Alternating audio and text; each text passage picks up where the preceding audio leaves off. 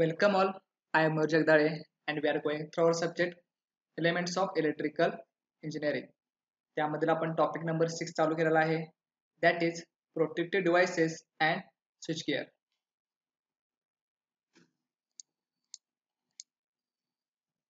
Previous लेक्चरला आपण जे काही वेगवेगळे डिव्हाइसेस आहेत आपले म्हणजे जे प्रोटेक्टिव्ह डिव्हाइसेस आहेत म्हणजे जे फ्यूजचे टाइप्स आहेत ते आपण काय केलं होतं चालू केलं होतं.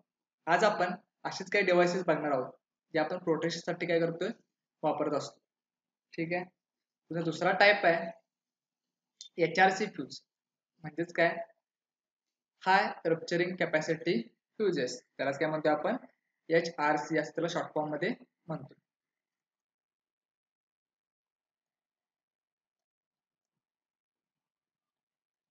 Figure shows the essential parts of the typical HRC. ठीक आहे. जे तुमचं हाय रप्चरिंग कॅपॅसिटी फ्यूजेस आहेत त्यासाठी ते दोन तुमच्यासमोर डायग्राम ठेवलेत बघा. हे तुमची काय कन्स्ट्रक्शन डायग्राम आणि तुमची ऍक्च्युअली प्रॅक्टिकल तुमचा वापरतो आपण HRC फ्यूज. तो HRC फ्यूज असा दिसतो. ठीक आहे. जेणेकरून तुम्हाला समजेल की बाबा HRC फ्यूज कसा असतो. आता यामध्ये बघा जर तुम्ही या डायग्राम मध्ये बघितला ठीक आहे तुम्हाला एक बेसिक त्याचा रिव्ह्यू सांगतो कसं कसं यामध्ये काय असते. हा तुमचा काय फ्यूज आहे. ओके. त्यामध्ये काय काय बघा हे तुमचे जो कॉन्टॅक्ट दिसत तुम्हाला हे तुमचे काय फ्यूज लिंक कॉन्टॅक्ट्स आहेत. ठीक आहे. आणि त्याला काय केलं तुमचा फ्यूज एलिमेंट इथं जोडलेला असतो. या ठिकाणी फ्यूज एलिमेंट जोडला हे तुमचा आउटर किंवा आतलं जे काही एलिमेंट आहे. ठीक आहे. ह्याच्यामध्ये काय असणार तुमचा फिलिंग पावडर असणार आहे. पावडर कशी आहे काय वगैरे तुम्हाला आता सांगणारच आहे मी. त्यानंतर बाहेर जो तुमचा येतो ब्रास एंड प्लेट आहे. ठीक आहे. त्यानंतर कार्ट्रिजची तुमची काय बॉडी आहे. त्यानंतर तुमचं फ्यूजचं टाइप पण दिला बघा. सिल्वर टाइपची तुमची काय असते वायर अशी छोटी स्ट्रीप असते. ठीक आहे. HRC fuse mainly consists of heat resistance body made of ceramic.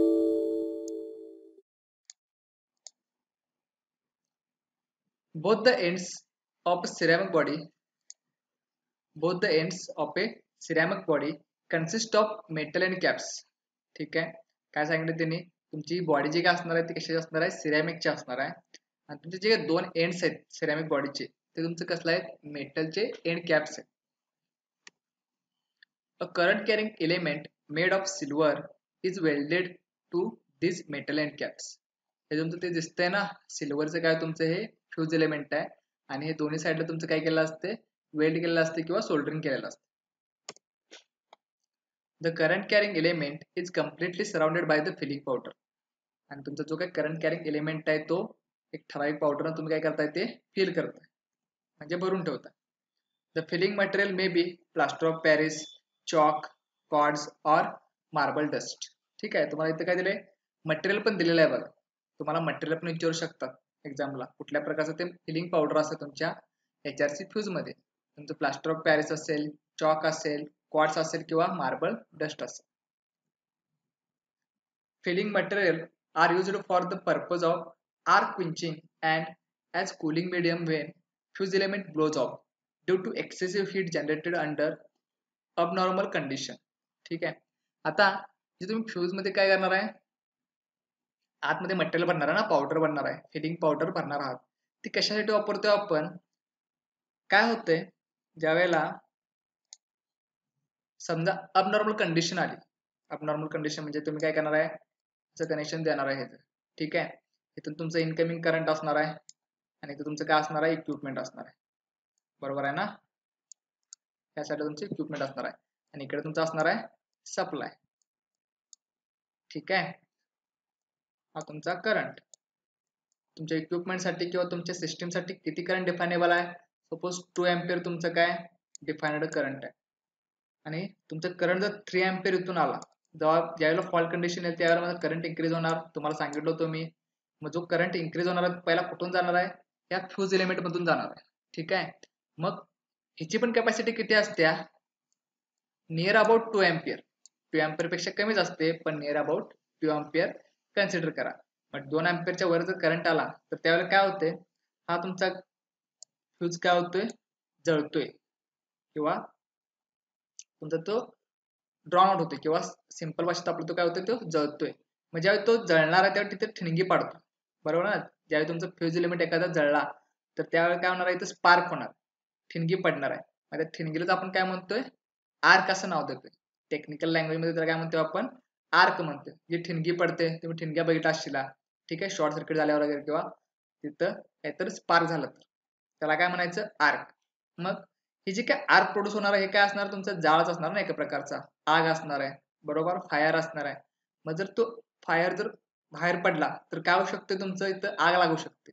मग ते आग लागू नये म्हणून काय केलं असतं, या ठिकाणी ही पावडर फिल केली असते, जेणेकरून जी काय तुमची ठिणगी प्रोड्यूस होणार आहे किंवा स्पार्क प्रोड्यूस होणार आहे तो काय होईल, ह्याच ठिकाणी काय होईल, तो संपून जाईल. त्यासाठी आपण काय केलेलं असतं, ती पावडर त्यामध्ये प्लेस केलेलं असतं. ठीक आहे. When the working conditions are normal, the fuse element is at a temperature below its melting point. ज्यावेळी तुमची नॉर्मल कंडिशन असेल त्यावेळी काय असणार आहे, तुमचे फ्यूज एलिमेंटचं टेम्परेचर कसं असणार आहे, जे मेल्ट होणार आहे. तर हे मेल्ट कधी होणार, टेम्परेचर कधी वाढणार, तुम्हाला एक गोष्ट सांगतोय कायम मी, जिथं जिथं करंट तिथं तिथं तापमान, टेम्परेचर, उष्णता. ठीक आहे. मग जेवढा करंट जास्त तेवढी उष्णता जास्त. मग हे जी सहनशक्ती किती आहे, 2 अँपिअर पासून जेवढी उष्णता क्रिएट होणार आहे किंवा तापमान तयार होणार आहे तेवढं सहन करण्याची याची ताकद असते. जर 3 अँपिअर करंट आला तर काय होणार आहे, उष्णता वाढणार ना, तापमान वाढणार, टेम्परेचर वाढणार. मग त्यावेळी काय होणार, तुमचं जे काही एलिमेंट आहे ते बर्न होणार किंवा जळून जाणार. ठीक आहे, किंवा मेल्ट होणार. Therefore it carries the normal current without overheating. 2 ampere तुमच्यातून चालले मग ते जळणार आहे काय, नाही. त्यामुळे नॉर्मली ते काय करेल, तुमचं सप्लाय त्यामधून पास करत राहील.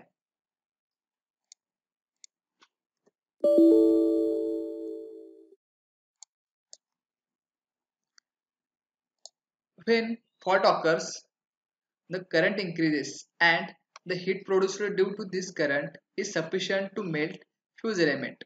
Fuse element melts before the fault current reaches its first peak value. ठीक आहे.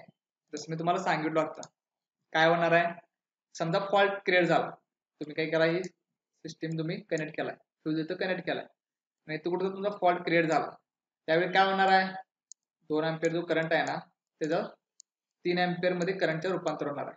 कारण तुम्हाला सांगितलं मी, फॉल्ट ज्यावेळेला होईल त्यावेळेला तुमचा करंट इन्क्रीज होणार आहे. म्हणजेच काय, तो 3 अँपिअर करंट पहिला फ्यूज मध्ये येणार आहे. मग त्या कंडिशनला काय होणार, त्या 3 अँपिअर करंट मुळे इथं टेम्परेचर वाढणार आहे आणि तुमचा हे कंडक्टर मेल्ट होणार, आणि जेणेकरून तुमचं पुढचं इक्विपमेंट आहे ते काय राहील, प्रोटेक्शन होईल किंवा त्याचं सुरक्षा आपल्याला करता येईल, यासाठी आपण ते फ्यूज वापरलो. ठीक आहे.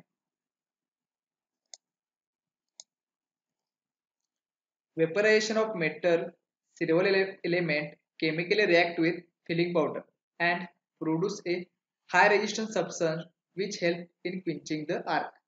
सेम पॉइंट आहे, ज्यावेळी तुमचं काय होणार आहे, हा जळणार आहे त्यावेळेला हीट प्रोड्यूस करेल, त्यामुळे तुमचा स्पार्क होऊ शकतोय. तो स्पार्क कुठं तुमचा समाप्त होणार किंवा तुमचं जे स्पार्क आहे तो कुठं विझणार आहे, ह्या मीडियम मध्येच विझणार. ह्या मीडियम मध्येच काय होणार, तो विझणार. ठीक आहे, जेणेकरून तो बाहेर तुमची जी काय आग आहे किंवा फायर लागू नये त्यासाठी ते आपण एलिमेंट वापरलो असतो. ठीक आहे, सिंपल आहे बघा HRC फ्यूज, एवढं डिफिकल्ट काय नाही आहे, फक्त कन्स्ट्रक्शन व्यवस्थित लक्षात ठेवा. आपल्याला एकच गोष्ट करायची आहे, ज्यावेळेला फॉल्ट येईल, फॉल्ट म्हणजेच काय, अबनॉर्मल कंडिशन, त्या कंडिशनला तुमचा फ्यूज काम केला पाहिजे, जेणेकरून तुमचं जे काही डिव्हाइसेस आहेत पुढचे ते सगळे वाचले पाहिजे, त्याचं सुरक्षा झाली पाहिजे. ठीक आहे. आता ऍडव्हान्टेजेस काय आहेत बघा HRC फ्यूजचे. Speed of operation is very high. ठीक आहे, तुमचं क्विकली काय करते, ते सेन्स करते करंट आणि तुमचा फ्यूज ब्लो करते. Maintenance cost is practically zero. तुमचं मेंटेनन्स कॉस्ट काहीच नाही. तर का नाही आहे, एकदाच चढाला की तुम्ही डायरेक्ट काय करणार, ते रिप्लेस करणार. रिप्लेस करणार म्हणजे त्याचा मेंटेनन्स कुठलाच येणार नाही. ठीक आहे. They R capable of clearing high as well as low fault currents. तुमचा कमी करंट असो किंवा जास्तीचा करंट असो, दोन्ही वेळा ते प्रोटेक्शन तुम्हाला देणार. ठीक आहे. They do not deteriorate with age. जसं तुमचं काय होतं, फ्यूज जसं टाइम जाईल तसं ते काय होत होतं, त्याची क्षमता कमी होत होती, ते डिटोरेट होत होतं. बरोबर आहे. मग ह्यामध्ये असं होणार नाही. त्यानंतर आहे दे प्रोव्हाइड रिलायबल ऑपरेशन. ठीक आहे, म्हणजेच काय, ऑपरेशन तुमचं रिलायबल आहे. They are cheaper than other circuit interrupting devices of equal breaking capacity.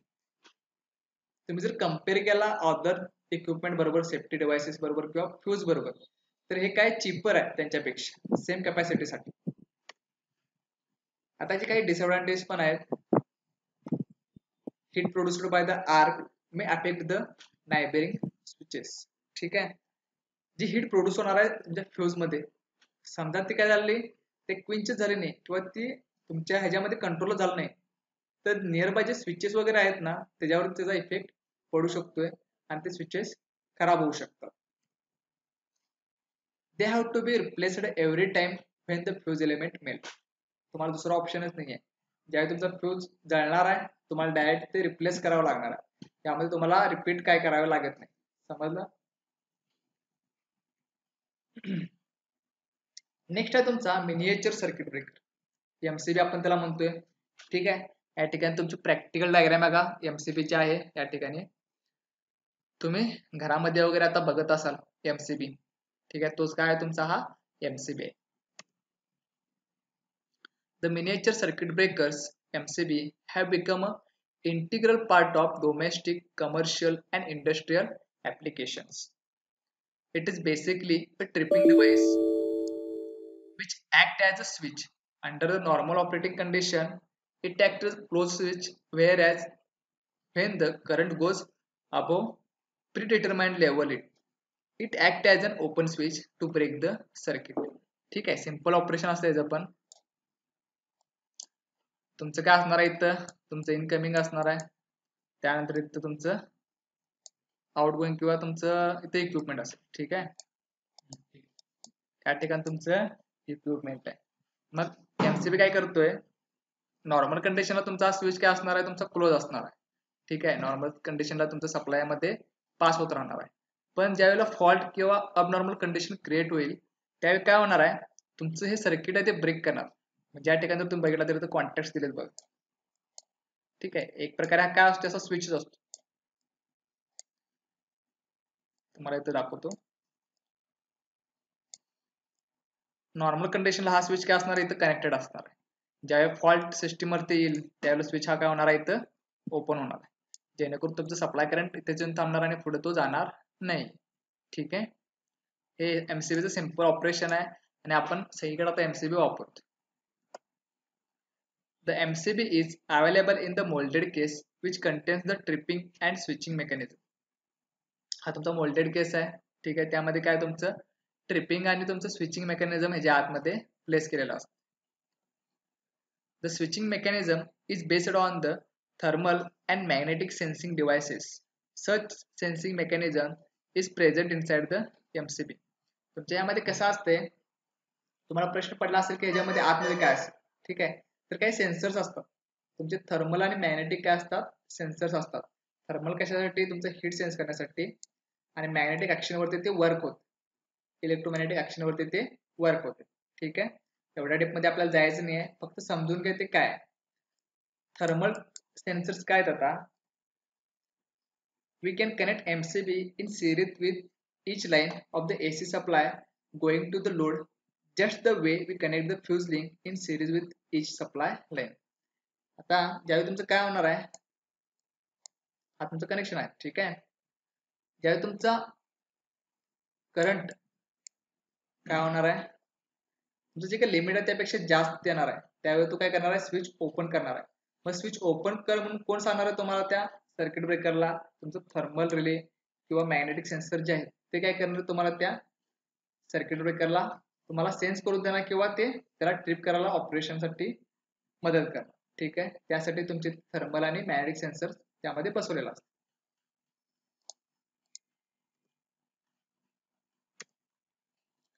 If the load currents flowing through the MCBs are at safe levels, then the MCB acts as a closed switch and connect the AC supply to the load. Normal condition काय असणार आहे, तुमचं MCB close असणार आहे आणि एक normal switch म्हणून तो ऑपरेट करणार. But if the load current goes above a certain value, then corresponding rise in temperature is sensed by temperature sensor inside the MCB. The MCB will trip and will act as an open switch to disconnect the load from the supply. जसं मी तुम्हाला आता सांगितलं, त्यावेळी तुमचा current वाढणार, temperature वाढणार, आणि ते वाढलेलं टेम्परेचर कोण सेन्स करणार? तुमचा जो काही टेम्परेचर सेन्सर तुम्ही बसवलाय, टेम्परेचर सेन्सर जो का तुम्ही बसवलाय ना, तो सेन्स करणार आणि MCB ला काय करणार? ट्रिपिंग साठी तुम्हाला काय करणार? तो सेन्स करून MCB ला सांगणार की बाबा तो आता सर्किट ट्रिप कर. ठीक आहे, आणि त्या MCB काय करणार आहे? ते सर्किट तुमचं ट्रिप करणार आणि तुमचं जे काही कनेक्शन आहे ते डिस्कनेक्ट करणार तुमच्या सप्लाय पासून, आणि जे काही इक्विपमेंट आहेत तुमचे MCB नंतर ते सेफ राहणार. ठीक आहे. The MCB can replace the thermal overload relay and contactor successfully, so we don't have to use two separate devices for protection. ठीक आहे. आधी कसं होतं, थर्मल रिले असो, थर्मल ओव्हरलोड रिले किंवा कॉन्टॅक्टर्स आपण वापरून ते तुमचं MCB सारखा एक इक्विपमेंट तयार करत होतो. पण जेव्हा MCBचं इन्व्हेन्शन झालं त्यानंतर ते आपण थर्मल ओव्हरलोड रिले किंवा कॉन्टॅक्टर वापरायचं बंद केलं. ठीक आहे. ते ऑपरेशन तुमचं MCB मध्येच भेटून जातं. त्यामुळे आपण आता काय करतो, MCB मोस्टली वापरतो.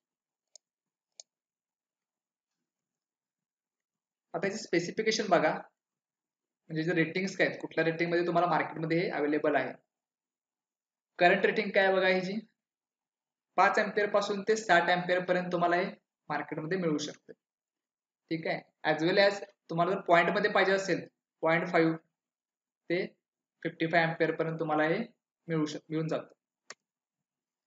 त्यानंतर व्होल्टेज रेटिंग तुम्हाला कुठपर्यंत वापरता येऊ शकते, हे 240 व्होल्ट ते 415 व्होल्ट पर्यंत तुम्हाला MCB अवेलेबल आहे. ठीक आहे.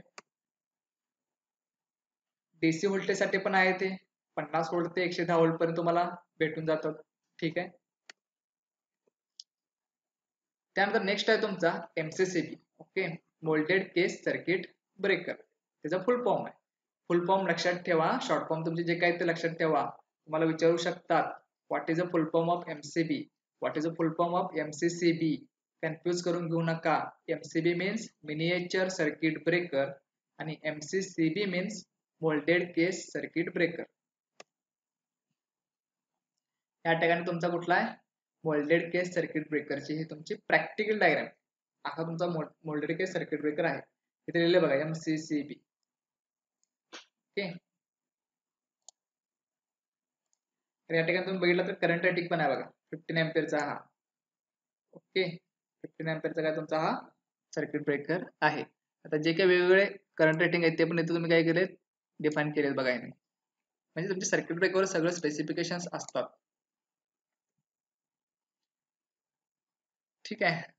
MCCB is a operating switch which is manually under normal operating condition for making on or off the circuit. कशासाठी वापरता तुम्ही? ज्यावेळी तुम्हाला काय करायचं, स्विच ऑन आणि ऑफ करायचा आहे नॉर्मल कंडिशनला, त्यावेळी तुम्ही हा वापरू शकताय. Under fault condition it automatically trip the circuit. आणि ज्यावेळी तुमची फॉल्ट कंडिशन येईल, जसा तुमचा MCB आहे ना, सेम तुमचा MCCB आहे. फक्त काय नाव कसं बदललंय, मोल्डेड केस आलाय त्यामुळे नाव बदललंय. ठीक आहे. सेम MCB जसं आहे तसंच फंक्शन आहे, सेम फंक्शन आहे, डिफरन्स काही नाही. The tripping mechanism is initiated by the magnetic and thermal sensing devices. तुम्हाला म्हटलो ना, मॅग्नेटिक आणि थर्मल सेन्सर यामध्ये पण असणार आहे. सेम MCBचं ऑपरेशन आहे. तुम्ही MCBचं ऑपरेशन केला तर तुमचं MCCBचं पण ऑपरेशन सेमच. The tripping mechanism and thermal contacts are assembled in a molded case. Therefore, name of this type of circuit breaker is molded case circuit breaker. Molded case मध्ये त्यामुळे याला नाव काय दिलंय, molded case circuit breaker असं नाव दिलेलं आहे. When the contacts of MCCB are open circuited, normally or abnormally, it produces an arc between the two contacts. तुमच्या MCCB मध्ये पण काय होते, आर्क प्रोड्यूस होते. ठीक आहे. ज्यावेळी तुमचं क्लोजिंग आणि ओपनिंग होणार आहे switch. To extinguish the arc winch is provided which has a special construction which increase the length of the arc by the magnetic field created by the arc itself. त्यामध्ये simple तुम्हाला सांगतो बघा काय केलेलं असतंय. असं मीडियम तुमचं काय होणार आहे,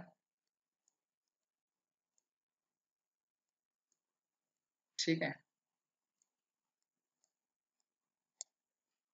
हे तुमचे दोन कॉन्टॅक्ट पॉईंट आहेत. तुम्हाला दोन डायग्राम काढून दाखवतो मी. एक ओपन कंडिशन आणि क्लोज कंडिशन. हे तुमची कुठली आहे? Close condition. ही तुमची ओपन कंडिशन आहे. बरोबर आहे. ज्यावेळी फॉल्ट क्रिएट होणार त्यावेळी ते काय करणार? कॉन्टॅक्ट ओपन करणार. बरोबर आहे. त्यावेळी यामध्ये काय तयार होणार आहे? तुमची अशी आर्क तयार होणार. म्हणजे यामध्ये काहीतरी स्पार्क जनरेट होणार. हा तुमची आर्क आहे असं सपोज करा. मग ह्यामध्ये कसं मेकॅनिझम असते? हे कॉन्टॅक्ट काय करतात? एकमेकापासून दूर नेतात. एकमेकापासून काय करतात? हे दूर नेतात. जेणेकरून काय होईल? आता बघा, जर तुम्ही इथं डिस्टन्स बघितला तर ह्याच्यापेक्षा जास्त आहे. त्यामुळे हे जे काय आर्क आहे प्रोड्यूस होणार आहे ती काय होणार? कॉन्टॅक्ट एकमेकापासून खूप दूर गेल्यामुळे काय होणार आहे? ते त्याला इथं काय मिळणार आहे? जागाच मिळणार नाही कनेक्टवाला एकमेकाला. त्यामुळे हे काय होणार? इथं हवेतच काय होणार? हे व्हॅनिश होणार. असं मेकॅनिझम तुमच्या MCCB मध्ये असतं. ठीक आहे. The arc winch is so placed that hot gases may not come in contact with any of the important part of the circuit breaker. तशी ती अरेंजमेंटच केलेली असते. त्यानंतर रेटिंग काय काय बघा MCCB चे. जसे तुमचे MCB आहेत ना, सेम रेटिंग असणार आहेत ना. व्होल्टेज रेटिंग तुमचा 240 व्होल्ट पासून 415 व्होल्ट पर्यंत मिळतोय AC साठी. DC साठी 50 व्होल्ट ते 110 व्होल्ट. करंट रेटिंग तुमचे 5 एम्पियर पासून 60 एम्पियर पर्यंत, जसं तुमचा MCB आहे तसा सेम. ब्रेकिंग कॅपॅसिटी जी 3 किलो एम्पियर पर्यंत तुम्ही ब्रेकिंग कॅपॅसिटीचा MCB तुम्ही काय करू शकताय? वापरू शकता. ठीक आहे. ह्याचे ऍडव्हान्टेज काय काय बघा. Automatic tripping under fault condition. Automatically तुमचा तो ट्रिप ऑप्शन करणार किंवा ट्रिप तुमचं फंक्शन देणार आहे. It can be easily restored after some time. जेव्हा तुमचं फॉल्ट क्रिएट होईल तेव्हा तुम्ही ते स्विच काय करायचं? परत चालू करायचं. ठीक आहे. हे काही टाइप्स होते. MCB लक्षात ठेवा, तुमचे सोपं आहे MCCB. त्यानंतर HRC फ्यूज सोपं आहे, फक्त ऑपरेशन फक्त लक्षात ठेवा. तुमचा खूप इम्पॉर्टंट पॉईंट आहे हा, कारण की सेफ्टी खूप महत्त्वाची असते इलेक्ट्रिकल मध्ये. त्यामुळं हे डिव्हाइसेस तुम्हाला काय पाहिजेत? माहित पाहिजे. अजून एक डिव्हाइस आहे किंवा आर्थिंग म्हणजे काय आपण पुढच्या नेक्स्ट लेक्चरला बघणार. थँक्यू.